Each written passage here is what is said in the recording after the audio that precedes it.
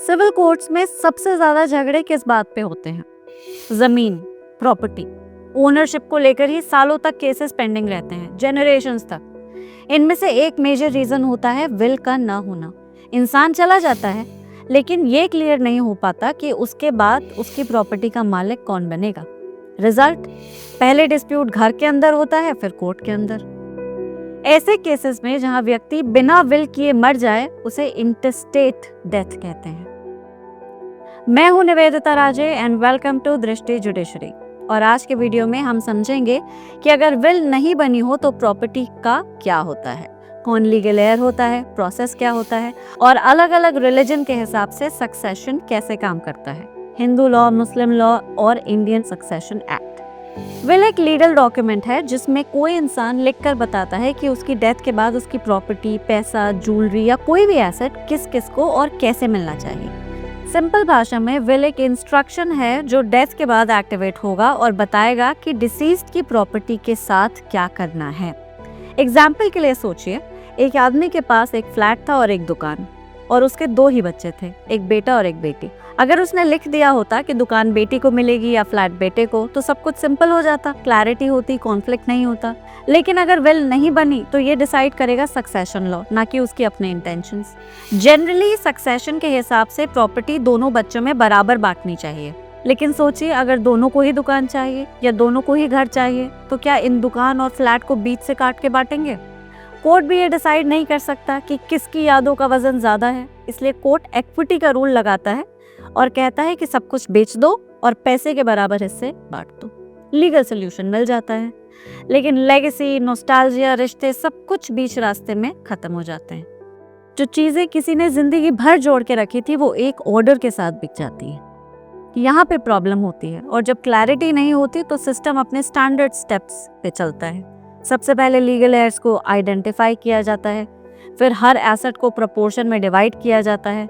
अगर कोई ऑब्जेक्शन करे तो कोर्ट में केस चला जाता है और एक नॉर्मल प्रॉपर्टी का ट्रांसफर बन जाता है एक मल्टी ईयर लिटिगेशन।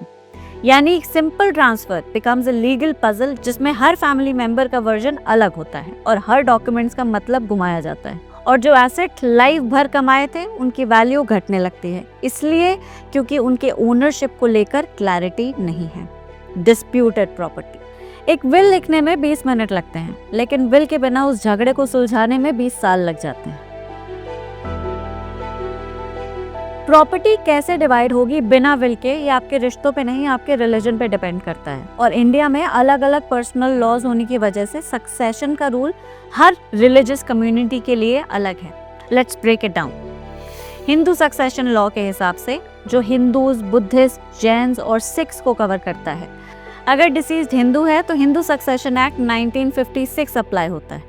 अगर उसके पीछे कोई क्लास 1 हेयर हैं, जैसे वाइफ, सन, डॉटर, मदर, तो प्रॉपर्टी उनमें इक्वल पार्ट्स में डिवाइड हो जाती है। यानी अगर एक माँ, एक बेटा, एक बेटी और एक पत्नी है तो चारों को बराबर हिस्सा मिल जाएगा। अगर क्लास 1 हेयर्स नहीं है तब प्रॉपर्टी क्लास 2 हेयर्स के पास जाती है, जैसे कि भाई, बहन, भतीजा एक्सेट्रा। हिंदू लॉ में मैरिड डॉटर्स को भी इक्वल राइट्स मिलते हैं, लेकिन प्रैक्टिकली ये चीज अक्सर चैलेंज हो जाती है, specially in the absence of a will. Muslim law में सक्सेशन प्री डिफाइंड होता है कुरानिक शेयर्स के बेसिस पे, जैसे बीवी को 1/8, 1/4 माँ को, 1/6 बेटे को, या double as compare to daughter. और ये शेयर्स फिक्स्ड होते हैं, उनमें पर्सनल इमोशन या प्रेफरेंस की जगह नहीं होती।